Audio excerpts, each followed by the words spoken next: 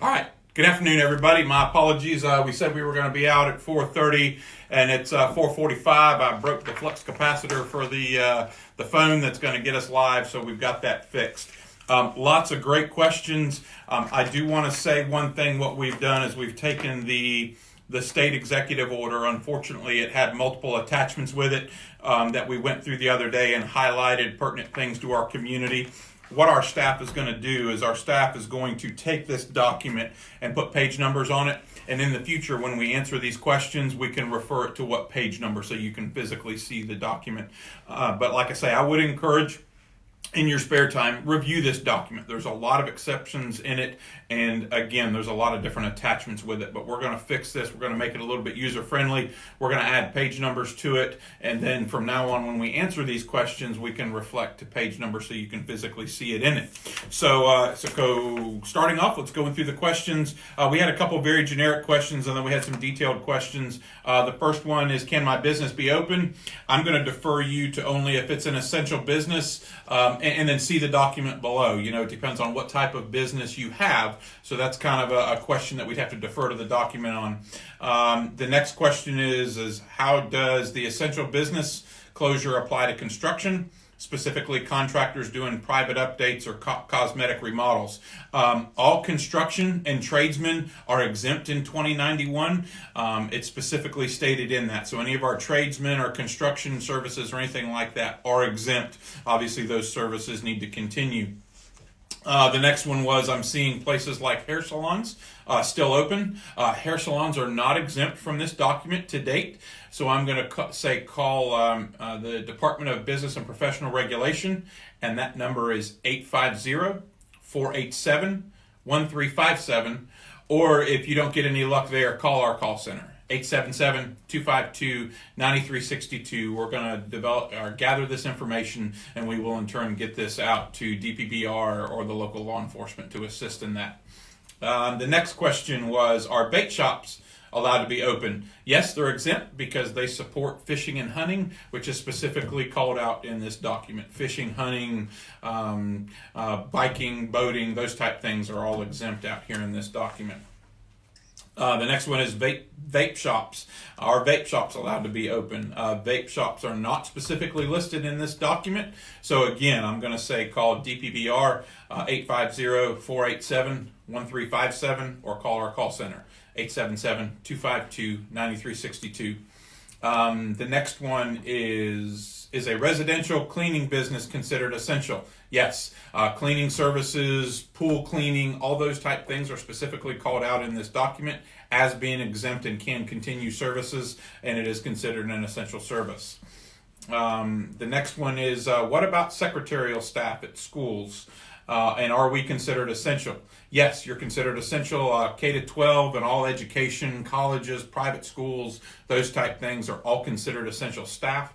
Obviously, they've changed their whole dynamic of what they're doing, and I'd like to call out the Clay County District Schools for what they've done in standing up that distance learning. So there are a lot of essential employees that need to be at the brick and mortars to support that. What if a business is breaking this order? Again, just like we've stated on the other two, call DPBR at 850-487-1357 or our call center, 877-252-9362. What if your company badge doesn't list your company name? I think just be able to explain yourself, what you're doing, where you're going. Again, our law enforcement partners are not going to be out pulling people over just to pull people over. So I think it's, if you've got a badge, which hopefully everybody has a badge, but if not, it's being able to explain yourself as to where you're going. Can you enforce grocery stores to use better PPE and CDC preventative measures? Not seeing that in stores. Again, we've been speaking with our retailers. I know a lot of them are starting to implement this. This was something that was very short turnaround, but we are encouraging our retailers to physical distance and try to control the large groups that are in their stores. And I know a lot of our larger retail stores in the area are doing this. So if you're not doing this, we're asking you to comply with this. The next one is, what can I do at parks? Again, our parks are opened. Our playground equipment is not. Our playground equipment at our county parks are closed, and our group sports, such as football fields, baseball fields, basketball courts. I believe they actually took the basketball goals down. So, what can I do at parks? Run, walk, bike, fish, anything you can do at a park as long as you're physically distancing and avoiding the groups of 10 or more. Again, we have a lot of beautiful parks, and to be honest with you, I didn't realize we had 79 parks until the other day when the staff provided me this information to get out in the community. So get out and enjoy these green spaces. Just remember to physical distance and avoid groups of 10 or more. Another comment or question was, I thought boat ramps were closing. No, they are not. Again, avoiding groups of 10 or more at the boat ramps and physical distancing. When we get on the water, FWC has a regulation of keeping a 50-foot separation between them, and I do know they're out enforcing this, so I'd be cautious when we're out there. So get out, enjoy our beautiful waterways, but just try to respect the distance of everybody.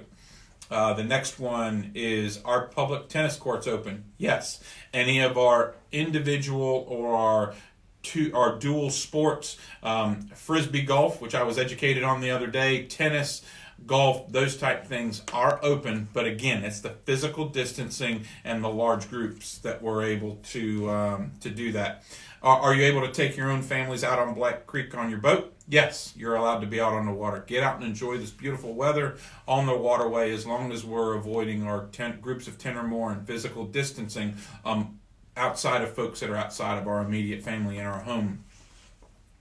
The next one was, does this mean if you're 65 or older, you're not supposed to leave your house or go to the grocery store? Again, that is our most vulnerable population.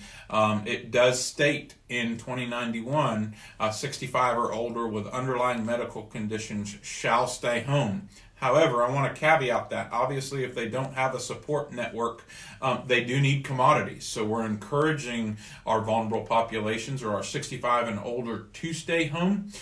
If they need assistance, please reach out to our call center, 877-252-9362. We do have a network established that can help get stuff. If you cannot, just remember those are our most vulnerable populations for our community. Does Clay County have a curfew? No, we do not have a curfew. We're just really trying to push to avoid the groups of 10 or more and the physical distancing. And then the last one is the license going to be suspended due to the lack of work and of us not being able to pay child support? I'm no way going to get into any type of your legal documents or your court documents, and I'm not going to comment on those, so I'm going to defer that to the clerk of the court on that, and would encourage you to call them if there's any type of exemption on that. So I would no way want to comment on that. Again, you have any questions or concerns, please call our call center Monday through Sunday, 8 to 5, 877-252-9362. Clay County, please, let's just continue to move forward. Let's stop the spread of this virus in our community. You as citizens are doing an amazing job. Let's just continue this. Like I said, unfortunately, it's going to be, I believe, another 6 to 8 weeks, potentially longer. Let's be prepared to protect our community like this. Thank you, Clay County.